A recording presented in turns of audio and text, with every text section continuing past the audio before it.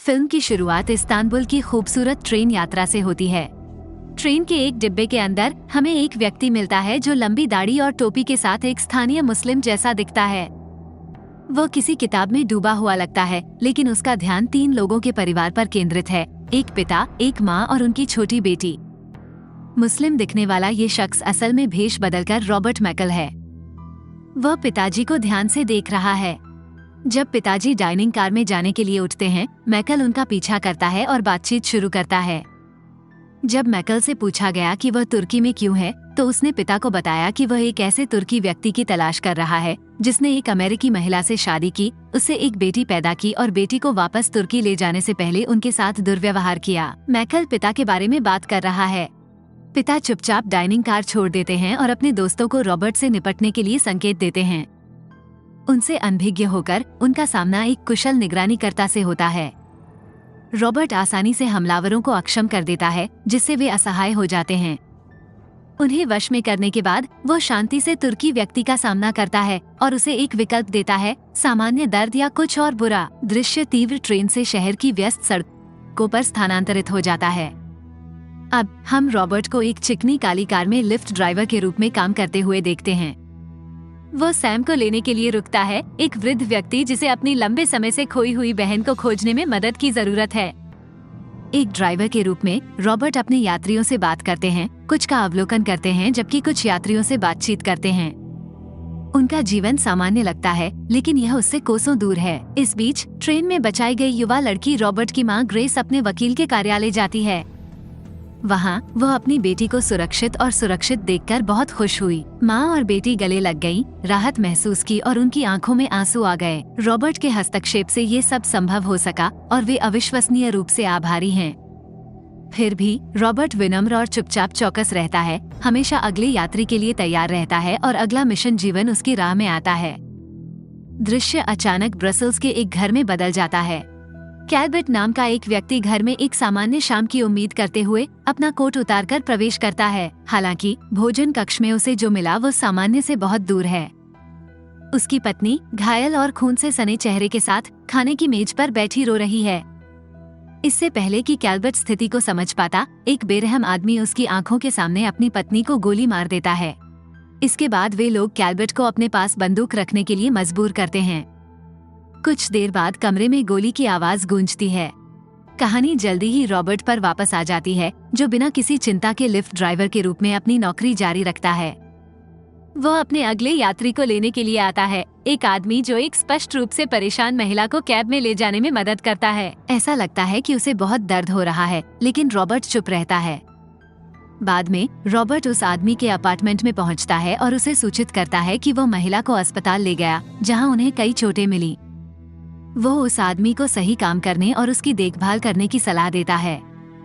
हालांकि वह आदमी उस पर सटीकता से हमला करने की कोशिश करता है और रॉबर्ट खुद का बचाव करने के लिए उस आदमी के कार्ड का उपयोग करता है। एक त्वरित और क्रूर प्रदर्शन में उसकी और उसके दोस्त दोनों की हड्डियां तोड़ देता है, जो 30 सेकंड से अधिक नहीं चलती है। इससे साफ हो जाता है कि रॉबर्ट कोई साधारण आदमी नहीं है। उसके युद्ध कौशल और क्रूर दक्षता से पता चलता है कि वह असाधारण रूप से खतरनाक है। ये कौशल उसने अपने पिछले जीवन में हासिल किए थे। जब रॉबर्ट घर लौटता है तो उसे ये देखकर सुखद आश्चर्य होता है कि उसकी पुरानी दोस्त सुसान उसका इंतजार कर रही है। वे रात के खाने पर फिर से मिले, जिसके दौरान सुजैन ने खुलासा किया कि वह ब्रसेल्स में एक जोड़े से जुड़े एक हाई प्रोफाइल हत्या के मामले पर काम कर रही है। मामले में उसका साथी डेव नाम का एक व्यक्ति है। उनकी बातचीत के दौरान सुजैन ने रॉबर्ट को धीरे से याद दिलाया कि यह उसकी दिवंगत पत्नी का जन्मदिन है, एक तथ्य जिसे वो भूल गया था। उसकी भलाई के लिए चिंतित होकर वो सुझाव देती है कि वह अधिक मेलजोल बढ़ाने का प्रयास करे और शायद एक नया साथी ढूंढे। अगले दिन रॉबर्ट को पता चला कि फातिमा के बगीचे की दीवार को तोड़ दिया गया है। जैसे ही वह गंदगी साफ करना शुरू करता है, माइल्स विटेकर नाम का एक युवक उसके पास आता है और सुझाव देता है कि यह मकान मालिक की जिम्मेदारी है, रॉबर्ट की नहीं। कुछ बातचीत के बाद माइल्स $350 में क्षतिग्रस्त दीवार को फिर से रंगने के लिए सहमत हो गए। इस बीच सुजन डेव के साथ ऑनलाइन चैट में संलग्न होती है। वे ब्रसेल्स हत्याकांड और इस हैरान करने वाले तथ्य पर चर्चा करते हैं कि पीड़ित वास्तव में उनके साथी एजेंट थे। अपना ध्यान भटकाने की कोशिश में रॉबर्ट अपने लिफ्ट यात्रियों में से एक सैम के साथ कुछ समय बिताता है। सैम रॉबर्ट को विश्व युद्ध के दौरान अपनी बहन से अलग होने के बारे में बताता है जब वो सिर्फ 9 साल का था। एक पोषित तस्वीर उसकी पहचान की पुष्टि करती है। यह वही चेहरा है जिसे एक चित्र में अमर कर दिया गया है। इस बीच सुसान और डेव घटनास्थल की जांच करने के लिए ब्रसल्स पहुंचते हैं। चूंकि हत्या की ओर इशारा करने वाला कोई स्पष्ट सबूत नहीं है, इसलिए मामले को आधिकारिक तौर पर पति द्वारा अपना दिमाग खोने और दोनों की जान लेने के रूप में वर्गीकृत किया गया है। सुजैन पारिवारिक तस्वीरों पर बिखरे खून से स्पष्ट रूप से परेशान है। अपराध स्थल की गहन जांच के बाद वे चले जाते हैं। होटल के एलिवेटर में सुजैन ने डेव को अलविदा कहा और उसे देश छोड़ने से पहले कुछ चॉकलेट लेने की याद दिलाई। जैसे ही सुजैन अपने होटल के कमरे में प्रवेश करती है, 2 आदमी उस पर घात लगाकर हमला कर देते हैं। उन्हें रोकने और एक को घायल करने की उसकी बहादुरी भरी कोशिशों के बावजूद वे उस पर हावी हो गए और उसे बेडरूम में बंद कर दिया। घर वापस आकर रॉबर्ट माइल्स के साथ समय बिता रहे हैं और जीवन संबंधी सलाह साझा कर रहे हैं। सुसान के पति ब्रान के एक फोन कॉल से उसका शांतिपूर्ण क्षण बाधित हो जाता है। उसकी मुस्कान तुरंत फीकी पड़ जाती है। उसकी जगह गुस्सा आ जाता है। बिना कुछ कहे वह अचानक माइल्स के साथ अपनी बातचीत समाप्त कर देता है और चला जाता है। वो सुजैन के अंतिम संस्कार में शामिल होने के लिए तुरंत वाशिंगटन डीसी जाता है। ब्रान के प्रति अपनी संवेदना व्यक्त करते हुए उन्होंने अपराधियों को न्याय के कटघरे में लाने का वादा किया। ब्रान ने रॉबर्ट को सूचित किया कि सुजैन ने कभी भी गहने नहीं पहने थे, जिसका अर्थ है कि उसका हमला हिंसा का एक भी कार्य नहीं था। इस जानकारी से प्रभावित होकर रॉबर्ट ने सुजैन की हत्या की जांच स्वयं करने का निर्णय लिया। अपने कौशल का उपयोग करते हुए वो सुजैन के फोन को डिक्रिप्ट करके पहचान लेता है कि वह अपनी मृत्यु से पहले किससे बात कर रही थी। वो होटल की सुरक्षा सिस्टम को भी हैक कर लेता है और निगरानी फुटेज तक पहुंच प्राप्त कर लेता है। वह अपराध स्थल की तस्वीरों का अध्ययन करता है और लिफ्ट फुटेज को बार बार दोहराता है, यह महसूस करते हुए कि कुछ गड़बड़ है, जो सुसान की मौत के आसपास के रहस्य को उजागर करने के लिए उसके अंतर्ज्ञान को जगाता है। शहर के दूसरे हिस्से में सुजैन की हत्या करने वाले 2 हमलावर कुछ फुर्सत के पल बिता रहे हैं। सेल फोन की घंटी बजने से उनका जश्न अचानक कम हो जाता है। कॉल का उत्तर देने पर एक बम विस्फोट हुआ, जिससे उनका अपार्टमेंट तबाह हो गया। इस हमले का मास्टरमाइंड बेल्जियम में निर्मम हत्या के लिए जिम्मेदार 3 लोगों में से एक निकला। इसके साथ ही रॉबर्ट अपने पूर्व साथी डेव के साथ फिर से जुड़ जाता है। रॉबर्ट को जीवित देखकर डेव स्पष्ट रूप से चौंक गया, क्योंकि उसे लगा था कि वो रॉबर्ट के अंतिम संस्कार में शामिल हो रहा है। उन्होंने 6 साल की लंबी साझेदारी के बावजूद रॉबर्ट को यह न बताने के लिए कि वो जीवित है, अपनी निराशा व्यक्त की। डेव की फटकार को नजरअंदाज करते हुए रॉबर्ट ने अपना संदेश साझा किया कि सुजैन की हत्या एक पूर्व निर्धारित कृत्य था, और इस अजीब तथ्य की ओर इशारा करते हुए कि उसने लिफ्ट का बटन नहीं दबाया था। जवाब की तलाश में रॉबर्ट सुजैन के आखिरी मामले की गहराई से जांच करता है। उसे संदेह है कि यह उसकी हत्या के बारे में जानकारी प्रदान कर सकता है। वो मानसिक रूप से अपराध स्थल का पुनर्निर्माण करता है, स्वयं को घटनास्थल पर देखता है। उनका तेज विश्लेषणात्मक दिमाग संभावित परिदृश्यों को एक साथ जोड़ना शुरू कर देता है, उन घटनाओं के अनुक्रम को जानने का प्रयास करता है जो सुजैन के निधन का कारण बने। वो डेव से संपर्क करता है और सुसान की हत्या और बेल्जियम जोड़े की हत्या के तथ्यों पर चर्चा करता है। रॉबर्ट दोनों अपराधों में एक समान सूत्र की पहचान करते हैं, उन्हें एक बाएं हाथ के व्यक्ति द्वारा अंजाम दिया गया था। ये संबंध उसे विश्वास दिलाता है कि दोनों कृत्यों के लिए एक ही व्यक्ति जिम्मेदार है, जो विचार करने के लिए एक बड़ी और अधिक जटिल तस्वीर की ओर इशारा करता है। जैसे ही वो कॉल समाप्त करता है, हम देखते हैं कि उसका अपार्टमेंट सत्य की उसकी अथक खोज के सबूतों से भरा पड़ा है। सुजैन की हत्या की जांच के लिए समर्पित कागजात और तकनीक चारों ओर बिखरी हुई है। बाहर देखने पर रॉबर्ट ने देखा कि दीवार केवल आधी अधूरी बनी है और माइल्स का कहीं पता नहीं है। वह अपनी बंदूक पकड़ लेता है और हुड के क्षेत्र में प्रवेश करते हुए निकल जाता है। तुरंत वह एक गार्ड को गिरा देता है और उसकी पिस्तौल ले लेता है। ऊपर वह जल्दी से 2 लोगों को बाहर निकालता है। फिर हम माइल्स को एक गिरोह के साथ घूमते हुए देखते हैं, जो उसे एक बंदूक देते हैं और कहते हैं कि जब तक क्लिप खाली न हो जाए वो वापस न आए। रॉबर्ट 2 हाथ वाली बंदूकों के साथ एक सच्चे गैंगस्टर का आचरण प्रदर्शित करते हुए प्रवेश करता है। उसने माइल्स को चुनौती देते हुए सुझाव दिया कि यदि वह गैंगस्टर बनने के लिए उत्सुक है तो वे उसके करियर को तेजी से शुरू कर सकते हैं। जैसे ही वह अपने सिर पर बंदूक रखता है, माइल्स झिझकता है। रॉबर्ट बंदूक वापस लेता है और एक सख्त व्याख्यान देता है, जिसमें जोर देकर कहा गया है कि उसके लड़के सिर्फ लड़के हैं, इससे ज्यादा कुछ नहीं। वो माइल्स से अपनी पसंद चुनने का आग्रह करता है और चला जाता है। रॉबर्ट घर पहुंचता है और कुछ ही समय बाद दीवार की पेंटिंग पूरी करने के बाद माइल्स उसके साथ जुड़ जाता है।